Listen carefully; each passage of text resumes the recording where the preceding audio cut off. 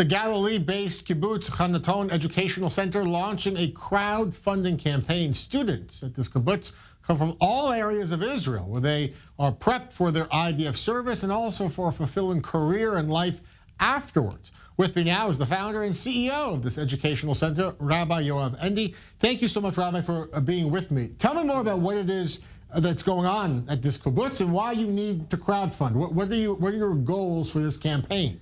Well, first of all, we build this program and this community actually is because we believe that Israel has to come together. What does that mean? We're looking at our political situation. One side can't talk to another side. So with the vision of understanding that our identity is what builds us as a society, we build a diverse program, diverse community. We bring people, secular, Orthodox, conservative, Reform, what have you, made to form one community.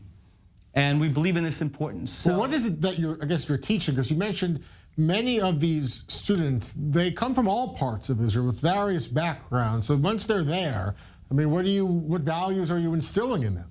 Well, first of all, the value of being together is one of them, meaning a lot of people want to fix Israel's society or improve it, and they work with one elite unit or this sector or other. So we say if you want to improve our society, you have to work with all the society, the underprivileged, the special needs, the elite, what have you made. So that's one thing about knowing how to work together. But of course, we're talking about Judaism, Zionism, and humanistic values that we're putting together for Israelis to understand what Zionism is and how are we connected to the diaspora world of our Jewish people. So you can find Talmud classes and you can find humanistic values, and we learn Arabic and we volunteer in the neighborhoods around us. So basically we want to structure what a young leader in Israel has to know and to work from within his knowledge. Are these secular students or are these modern Orthodox, religious? Modern Orthodox, secular, conservative, Reform.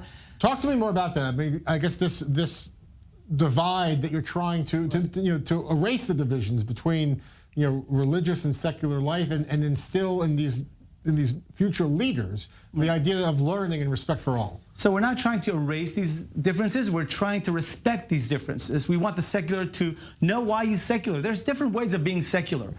Again, Orthodox, or if you're a progressive Jew. So we want to respect, but we see that differences as an ideal. Diversity is an ideal, not as a compromise that we have to be afraid from. We have to know how to work together. That's essential for our generation in Israel to create a shared identity and a shared future picture. Is that becoming more difficult given the current political climate, given the current situation Israel finds itself in than ever before?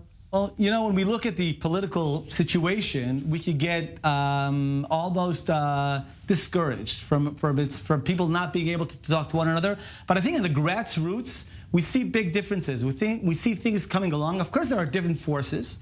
But we, as a community which prays in an egalitarian setting and wants to bring people together, we don't feel that we're walking against the wind, if you may. We're feeling something is happening, and we have to create those young leaders to carry that, that mission outside. And this is right before the IDF service. I mean, what's the age that you're? Right. So our pre-army program is right before 18 and 19, but we work with people also after the army. We work with rabbinical students from the U.S. who come to Israel, and we talk about Zionism. So basically, it's kind of a hub for young, intentional leadership that we work with. Talk to me then about the crowdfunding launch and then how it's going and how you're doing. Well, first of all, thank you for bringing that up because we're a part of the third sector in Israel, what we call NGOs. And although we have a vaccine for this COVID virus, the outcomes we're dealing with. So in terms of the NGOs, a lot of them fell apart, but a lot of them are coping like us. We have to, education and leadership.